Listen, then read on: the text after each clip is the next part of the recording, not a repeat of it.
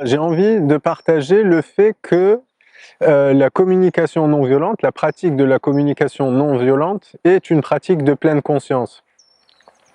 Comme je l'ai dit, le terme communication non violente est un terme qui décrit très pauvrement en fait ce que permet cette pratique, et c'est vraiment dommage parce que des personnes se donnent des fausses idées au fait sur ce qu'est la communication non violente.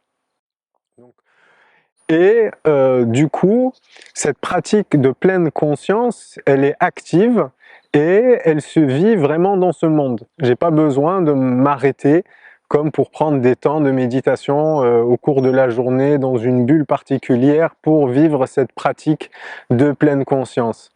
C'est une pratique ancrée dans ce monde et c'est à force de pratiquer, effectivement, en prenant des temps au début, en apprenant cette nouvelle manière de vivre, que les choses vont se vivre en pleine conscience et dans l'instant présent.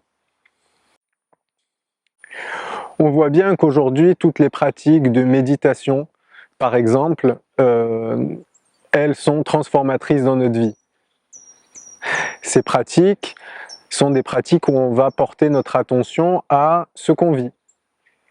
Et on voit que ça fait énormément de choses. Il y a des études aujourd'hui qui sont en train de prouver que la méditation, ça a des bienfaits, que c'est guérisseur, que ça permet de mieux dormir et plein de choses en fonction de tout ça.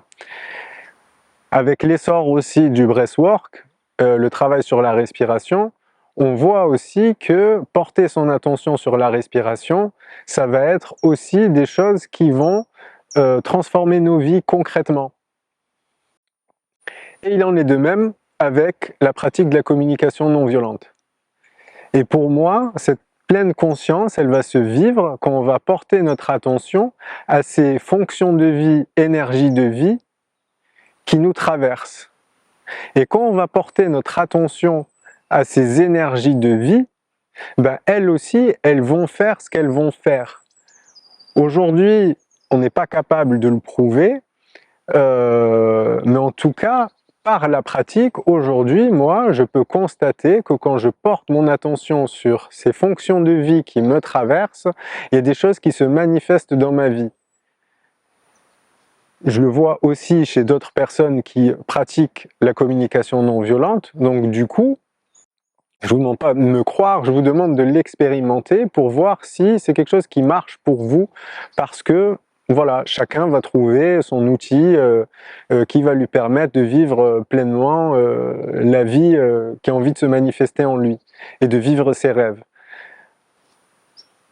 Et pour moi, c'est la même chose. Vous savez, aujourd'hui, il y a sur tout ce qui est les personnes qui vont prendre des douches froides, se baigner dans de l'eau froide, même au mois de décembre. Ça a été longtemps connu que ça a des bénéfices pour la santé incroyables, ça guérit des inflammations et plein d'autres choses. Par contre, on a dû attendre que un certain monsieur décide de s'injecter concrètement en fait, des toxines dans son corps pour prouver que c'est une pratique qui marche et qu'effectivement, scientifiquement, elle est prouvée.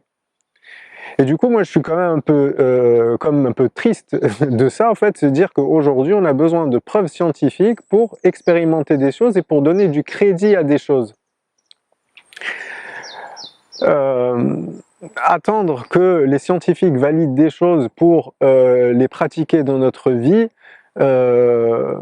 c'est quoi? Ça veut dire qu'on dépend d'un espèce d'organisme en fait, qui va valider la vérité de ces pratiques. Et je trouve ça moi vraiment dommage en fait, de voir cet essor de certaines choses en fait, mais parce qu'uniquement en fait, elles commencent à être prouvées scientifiquement. Moi, j'ai plutôt envie de vous proposer d'expérimenter les choses et de voir ce que ça fait concrètement dans votre vie. Quand bien même vous ne savez pas les processus qui vont être liés à ça. Et donc voilà, cette vidéo pour rappeler que lorsqu'on porte notre attention sur ces fonctions de vie, elles aussi, elles vont œuvrer et ça va être transformateur dans notre vie, au même titre que lorsqu'on pose notre attention sur la respiration, sur notre corps, en méditation ou dans des travaux de breathwork. Donc, pour rappel, ce qui est important, c'est qu'au moment où on va vivre cette expérience des fonctions de vie besoins, il va être nécessaire de s'arrêter et de prendre le temps. Si on pratique la communication non violente sans s'arrêter à voir et à goûter pleinement l'expérience de ces énergies de vie, on passe à côté de ce que permet ce processus. Et vraiment, ça serait vraiment dommage de se priver de tout ce que ce processus peut faire et comment ces fonctions de vie vont œuvrer à travers nous.